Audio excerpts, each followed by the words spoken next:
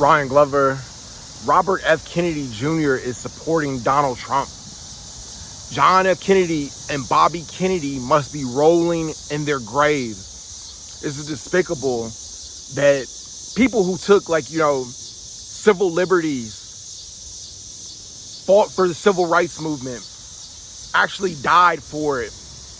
And he disgraces them by supporting a racist, a vile xenophobe. Trump, clearly has a history of racism, so miss me with that. We could talk about the Central Park Five.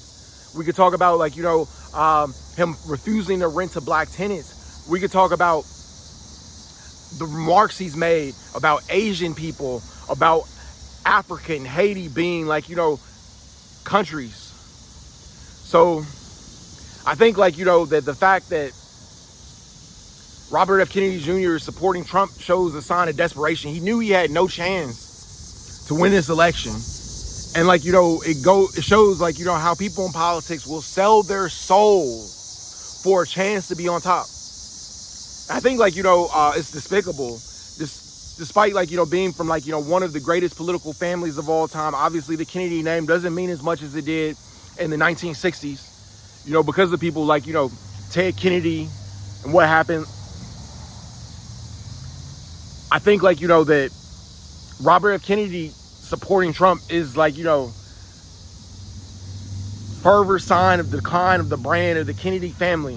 Even though the majority of Kennedys obviously support the Democrats, but what is going on that he would support this vile xenophobe who really almost led to the end of America when he was president. People forget at the end of his presidency, America was in the worst state I've ever seen it. The COVID pandemic, which happened as a direct result of Donald Trump being president because he got rid of the pandemic response team. This is what happened when we have people who are not qualified to lead. I think it can't go without being said that Donald Trump isn't qualified to lead. And I hear a lot of Republicans, repeating rhetoric about Kamala, because she's a black woman. But the one thing that I can say about her is she's not divisive. She supports people and she's willing to listen. And she has ideas I think that will make America a better place for all people. Not just people of color, which historically America has never been great for people of color. It hasn't. I think a lot of people will say this isn't a racist country. Well, why are so many black men killed by the police? And it happens look what just happened in Springfield with Sonia Massey. And I think it's typical of the racist attitude towards police, towards black people or people of color.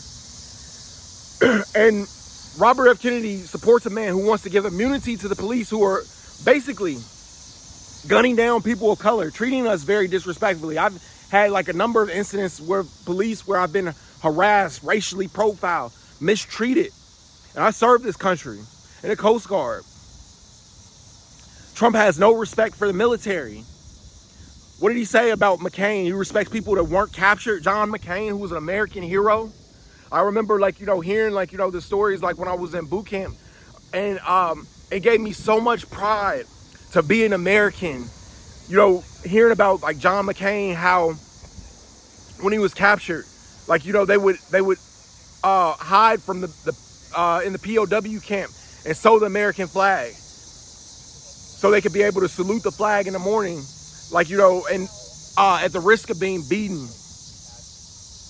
And I think that we need that patriotism and to be able to be proud about being American. We don't need people who are xenophobic and trying to pit races against each other.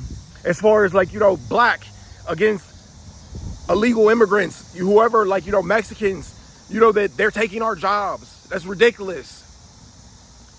There's a lot of issues in this country, and I don't think that Vice President Harris has the answer for all the issues. But the one thing I will say is that she's a reasonable person and she's competent. And I feel like, you know, that she puts, like, you know, her best foot forward to come up with solutions. And like, while you may not agree with her ideals, she's obviously the more qualified person. Obviously, bar none. And Donald Trump, like, you know, was just like, you know, a horrible person, a horrible character. Not to mention the fact that he has a felony, multiple felony convictions. If this was a black person, Republicans would no way like ever have a black person, let alone a job in the White House. I remember I was turned away from the White House for being a convicted felon by the Trump administration.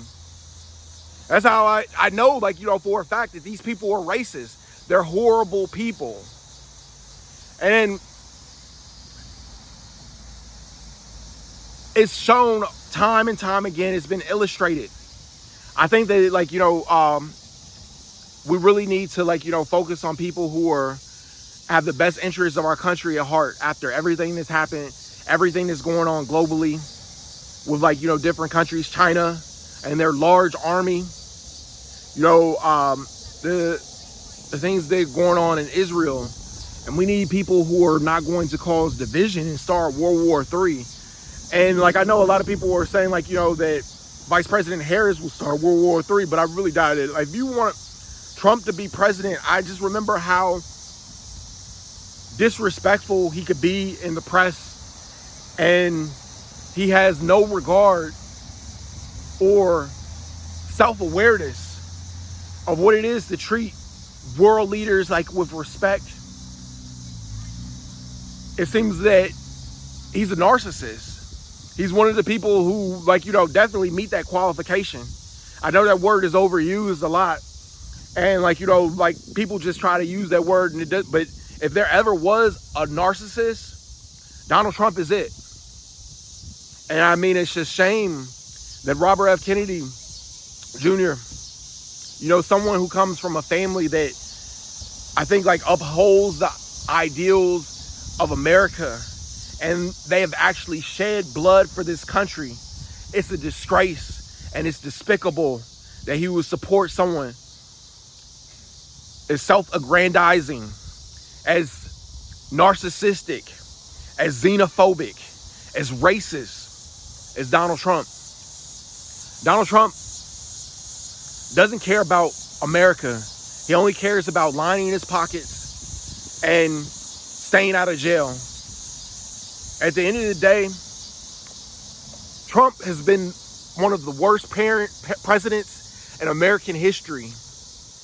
And I think you can weigh that on the fact, just like, you know, the pandemic, how he handled it, that people lost their lives because of him as a direct result. And not to mention, like, you know, he actually tried to start a coup at the Capitol building where people lost their lives. When this man speaks, people die. So I think, like, you know, as far as, like, the judgment